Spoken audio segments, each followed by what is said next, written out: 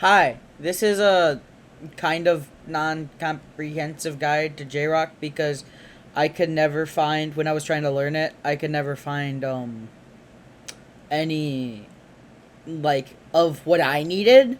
So hopefully this will help you.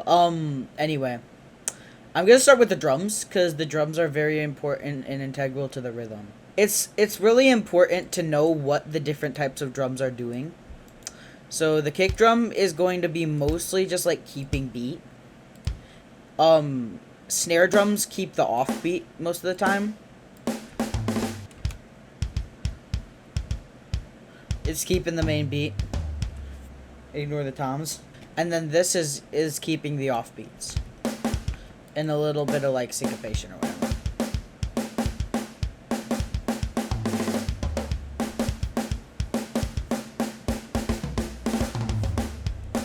And then toms. I just think of toms as adding flavor to fills and stuff usually. Don't overcomplicate them. They just need to be here and there, I feel like. Yeah, snare rolls are very important to the genre because they help a lot with fills and just like, you know, getting that like really fast sound. And then here I stay with the same rhythm. And then another fill. I do a little tom roll here into a snare. That's always a really cool sound. Then I just do a really basic like 1-2 kick snare thing. And then I do one of those like syncopated rhythm things again. Also, if I get any like music terms wrong or something, feel free to let me know in the comments and like let everybody know what it's actually called. I'm not too good with music theory, so now we're gonna add in the hats in the rides. So the hats and rides, I like to use open hats for the chorus and then just do like a lower velocity hat and then a higher velocity hat. I feel like that makes it sound like really cool. Higher velocity hat on the offbeat. So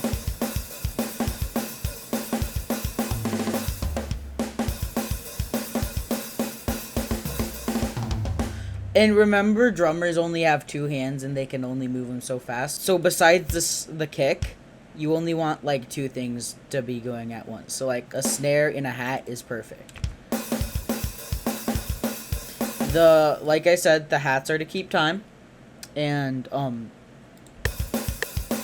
make sure you can follow along with the rhythm easier, especially if it's a more complicated rhythm. Now rides are cool in J-Rock.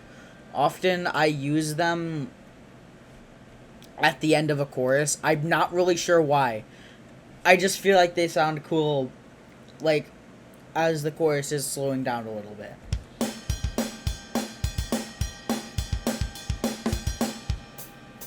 Some more closed hats, and then a little break here, kind of. Okay, now final part of the drums. Let's get in the crashes. Crashes are very important for like having that oomph when you want to emphasize something. So often I do them at the beginning of a phrase, and then to emphasize things that I wanted to be emphasized. So here I wanted to emphasize the drum fill, so I did it there. I wanted to emphasize that tom.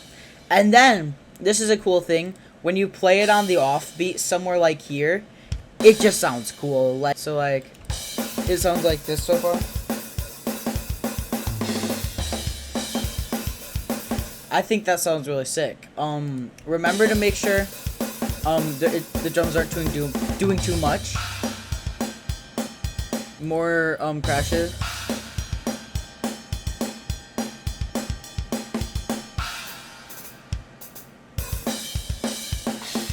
I mute the crash here as it ends, just to like, I don't know, give it a little flavor.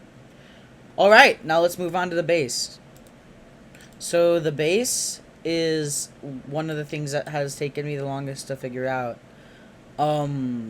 Programming bass and guitars, I use Ample. I always find that Ample you get the best sound and like the highest quality sound if you really put in time and effort in programming. But you can use Shredded, you can use like pretty much anything if it sounds good and you can get it to sound good. I just recommend researching what your VST can do, or library, whatever you're using. So just figuring out, reading the manual, figuring out what you can and can't do and how you do it. Ample bass, I'll walk you through some of what I'm doing. So this is just C2 in FL Studio is a key switch to have just like a normal sustain, you know what I mean? I have it on the picked setting. I'll get into like mixing in tones a little later. But I have it on the pick setting. That's pretty important for stuff like this type of song, specifically like more like punk stuff, because you want like usually kind of more distorted, maybe crunchy bass tone, and picks give you that good sound.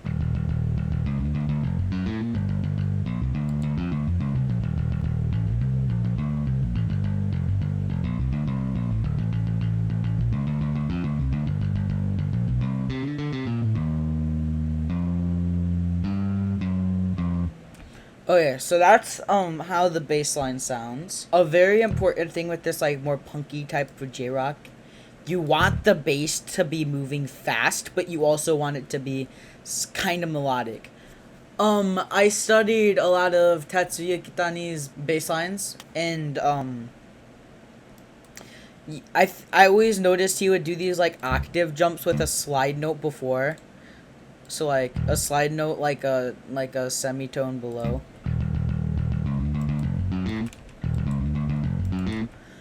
So there's like a slide note here. E2 is a key switch for like a slide note, manual slide note thing. And then F2 is the key switch for a hammer-on. Those are also very important. They give it like a more like just tied together feeling. Like it makes it sound more realistic because a bass player wouldn't be playing all the notes individually. They would be doing hammer-ons and pull-offs and slides and shit. So just be conscious of that. A little hammer-on here. Another hammer-on.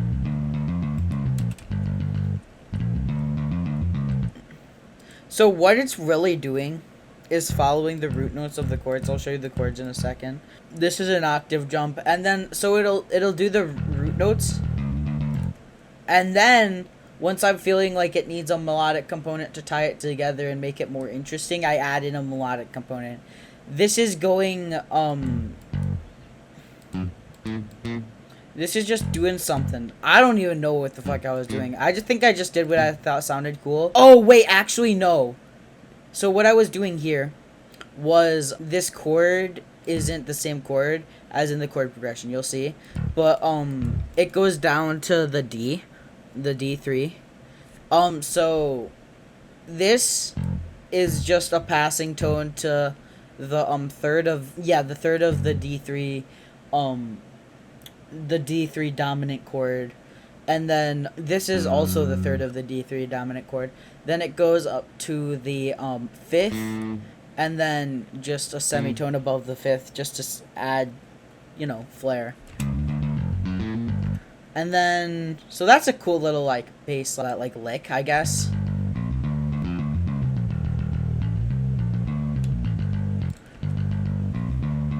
This was just like a little melody I came up with in my head. It's not doing anything too crazy. So it just goes up to like the seventh here, I think. It again, just more melodic stuff. This, it goes to the root note of the thing, and I just like go a tone down here and there to like give a little like, I don't know, it's like kind of funky, I guess.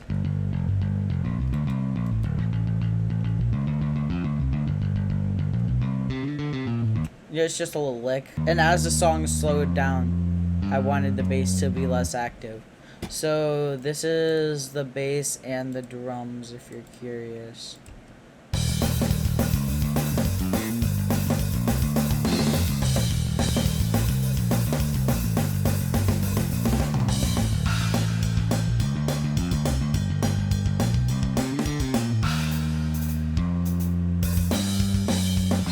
Now I'm going to move on to the chord progression.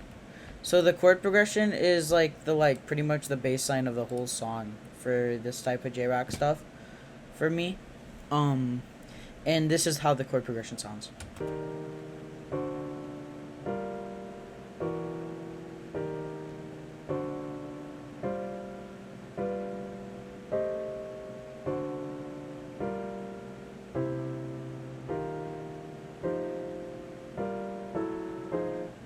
So I'm gonna really quickly go over what I'm doing here.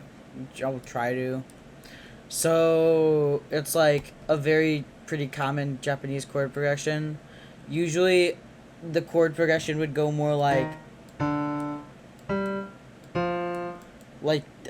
to the like seventh, but it doesn't do that here. It goes to a flat seventh Blackadder chord, which I'll leave a link to a like a Blackadder chord video, but basically a Blackadder chord is just a passing tone, a semitone above whatever you're going to. But yeah, so it's a Blackadder chord. Very common in Japan. It gives it like a dark sound. I thought it was cool. I did mess with the voicings a lot.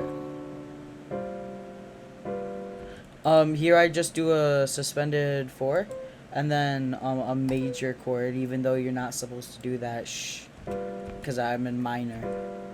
2, 5, 1, 4, and then it goes back to the 6, 7, and then a descending chromatic motion, which is also very common in Japanese music.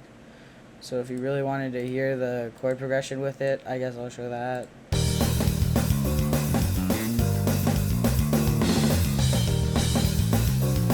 And you can see how the bass line is like matching to the chords like slightly, and is trying to stay with them.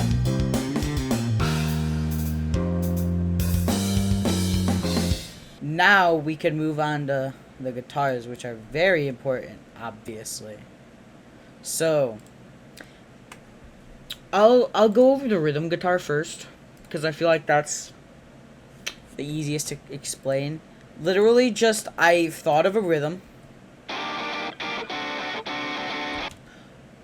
And then I low-key kind of just repeated that rhythm until the last bar.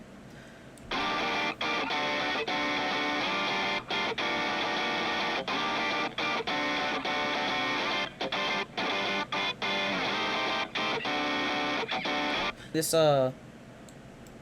measure is different, but I'll explain that in a second. Also, very important, these are strumming noises. If you're using ample guitars, make sure to use them. So this is, A is, I think, the downstroke, and then A sharp 7 is the upstroke. So if you're doing, like really fast, like, funky guitars, too, that's really helpful. See, like, right here, there's no actual note, but there's a strumming noise, so that is always like a good sound with J-Rock. I added slide notes, and that's about it, honestly. I didn't do too much. I humanized it. I literally did like Alt S and then to strum it, and then I pressed humanize here in the tools, and I just messed with the knobs and humanize. So here I did change up the rhythm. I made a little slide down here. D sharp is an automatic slide. So I messed with the rhythm here a little more. And then when the song starts to slow down, I just did this. Like, a little slower. I hope that explains the rhythm guitar decently well. It's not crazy thought out. I just figured out a rhythm and stuck with it for most of the thing. Now, here's the part that always has me stumped, and I have yet to truly figure out how to master the other guitar. Because the thing is, oftentimes in J-Rock, you got 2 guitars. You have the first rhythm guitar and the second rhythm guitar. And you get a lead guitar in like intros and stuff often, and maybe during guitar solos, but that's not important for a chorus, which is what this tutorial is mainly about. So this is the other rhythm guitar.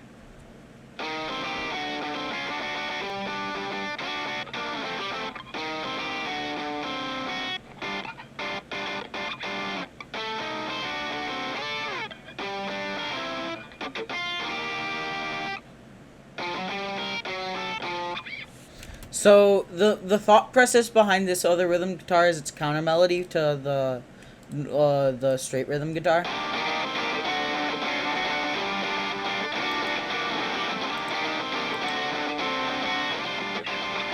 But also a counter melody to the vocals. So the vocals are just Everybody Talks by Neon Trees. It started with a whisper, and now it's when I kissed her. So if you listen to the second rhythm guitar, the counter melody one, you'll hear that it's a little bit of a counter melody to this. That's what I've noticed with a lot of J-rock, is if they're doing a counter melody in the second rhythm guitar, it's often a counter melody related to the vocals. So let's see. It started with a whisper, and now it's when I kissed her, and then she made my lips hurt. I give you the chick shot, take me to your left side. Mama's always got a backtrack when everybody talks back. You can see sometimes how it's like trying, like kind of harmonizing a little bit with the vocals. So now we got, and I did the same process, by the way, for programming this guitar. I used the strumming noises, slides, and I used some hammer-ons and manual slides here and there. Alright, so now that we have all that, I'll add in the vocals, and we'll see how it sounds with vocals. It started with a whisper, and now it's when I kissed her, and then she made my lips hurt. I give you the chick shot, take me to your left side. Mama's always got a backtrack when everybody talks back. Okay, so that is the arrangement covered. I'll go over the mixing really quick. Mainly what I used for this song is compression. I used amps for the guitars, so I'll go like for really quick. I'll speed run the amps. Basically, it's just like a really crunchy like Marshall type tone, and with a overdrive pedal, and this is kind of what the thing looks like. Same for both of them. EQs, I cut the bass, and then for the bass, obviously, I didn't cut the bass. For the bass, I used this, like, bass overdrive plugin. I mean, it's an amp, kind of. It's weird, but, you know, it's really good for, like, punk type stuff, so I thought it would fit here. I added some reverb, cut the lows, trimmed it up a bit, and worked on the vocals. And then, honestly, on the fucking drums, I literally just put compressor. Like, actually, like drum compressor, like the preset. I am not the person to ask for mixing advice. I suck at mixing. So you can find some pretty good, mixing tutorials on YouTube. So, yeah. Alright. I think that about wraps it up. I'll probably make more than just this. This is, I guess, just like more of like a part 1 type thing. But yeah, no, I really hope you enjoyed it, and if you have any questions, let me know, and if you have anything else that you need help with, add my Discord, or say it in the comments, and maybe I'll make a video on it. Alright, thanks for watching, see ya.